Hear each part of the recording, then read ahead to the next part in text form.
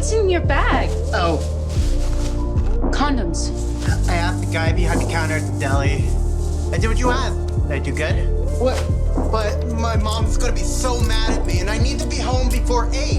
Where are you taking me?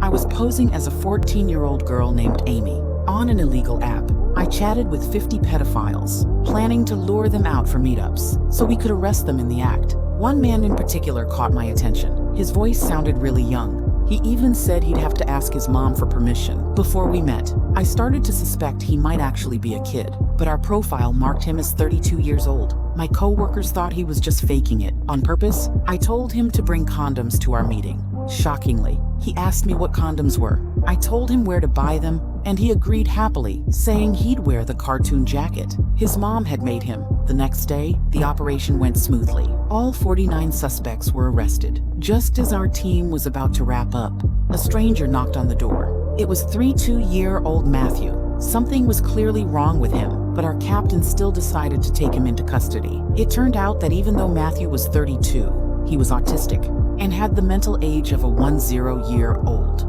He had no idea what the app was really about. In his mind, he was just going to meet a friend. Back at the station, I saw Matthew sitting helpless in the holding cell, and I was filled with guilt. I went to Captain Liv and told her everything. Liv immediately contacted the prosecutor to drop the charges against Matthew, but he refused. Well, this guy showed up with condoms to a hotel room where he thought he was meeting a 14-year-old girl.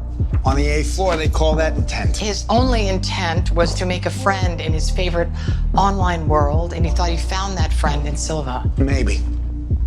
But this is the real world, and there's real-world consequences. And insisted on pressing forward with the case. At the hearing, when the prosecutor saw Matthew in person, childlike and innocent, he finally understood how severe his cognitive disability was. Even so, Matthew was charged just like everyone else. Second-degree sexual misconduct, with bail set at $2,500. I could only watch helplessly. Matthew's mother couldn't afford the bail at all. I'm really sorry about all of this. My son is 32 years old. He's never spent a night away from me in his entire life. He can't go to jail. Mrs. Daly, I'm gonna fix this. How? I don't know, but I will. I turned to Liv right away for help. Liv knew it was a wrongful arrest, and her sense of justice pushed her to grab the case file and confront the district attorney in the parking lot.